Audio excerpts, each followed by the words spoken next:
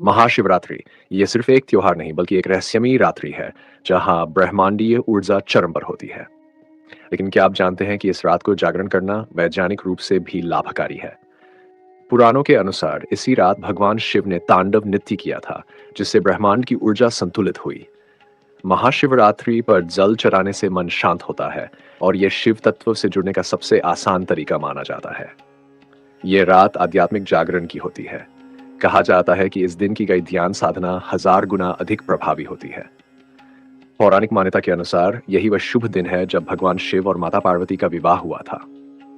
अब सवाल उठता है, क्या आप इस अद्भुत रात का सही लाभ उठा रहे हैं या फिर सिर्फ इसे एक त्योहार की तरह मना रहे हैं?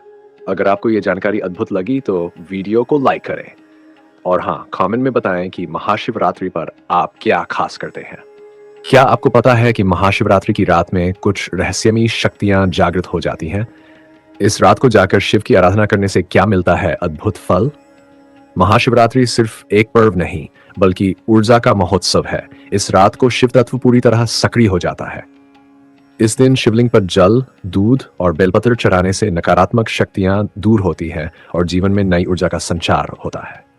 क्या आपको पता है इस दिन विशेष मंत्रों का जाप करने से कुंडलिनी शक्ति जागृत हो सकती है? इस रात को विशेष योग साधनाएं करने से व्यक्ति अपनी आंतरिक शक्ति को पहचान सकता है। एक समय की बात है, एक निर्धन साधु को महाशिवरात्रि की रात जाकर भक्ति करने का वरदान मिला। उसने पूरी रात भगवान शिव का नाम लिया और ध्यान किया। सुबह होते ही उसकी सारी परेशानियां दूर हो गई और उसे मोक्ष प्राप्ति का अनुभव हुआ। इस महाशिवरात्रि क्या आप भी पूरी रात जाकर भगवान शिव की भक्ति करेंगे? कमेंट में हर हर महादेव लिखकर अपनी आस्था प्रकट करें।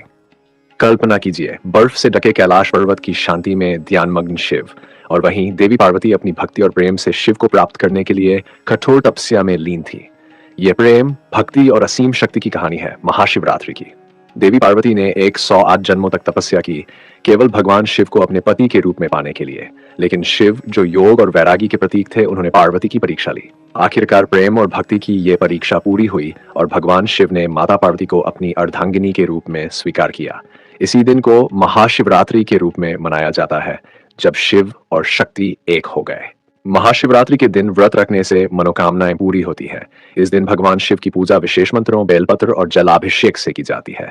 कहते हैं इस दिन जागरण करने से मनुष्य को मोक्ष की प्राप्ति होती है। महाशिवरात्रि केवल एक पर्व नहीं बल्कि आत्मज्ञान का मार्ग है। यह हमें बताता है कि जब शक्ति और शिव एक हो जाते हैं तब सृष्टि का संतुलन बना रहता है। अगर आपको यह वीडियो पसंद आया तो लाइक, शेयर और सब्सक्राइब करना ना भूलें। क्या आप जानते हैं कि महाशिवरात्रि सिर्फ उपवास और भक्ति का पर्व नहीं बल्कि एक दिव्य ऊर्जा से भरपूर रात है?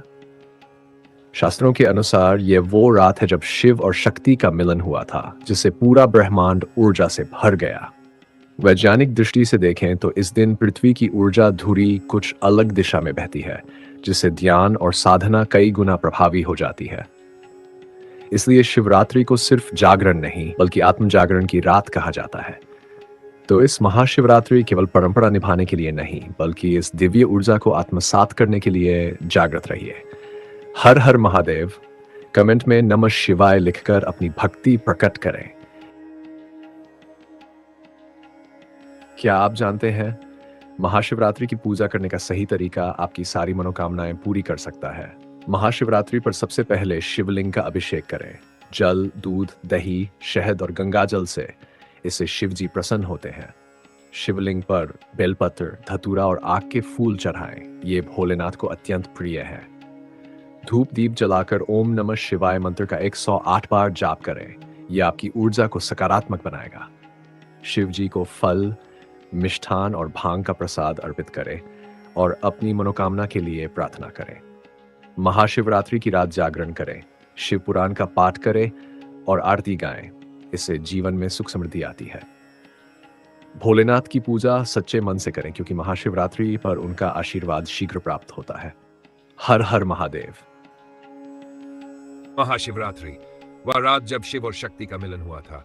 यह पर्व केवल व्रत और उपवास तक सीमित नहीं बल्कि आत्मशुद्धि और जागृति का अवसर है। क्या आप जानते हैं, वैज्ञानिक दृष्टिकोण से जल अर्पण करने से वातावरण की ऊर्जा संतुलित होती है, जिससे सकारात्मकता बढ़ती है। शिव को भस्म प्रिय क्यों है?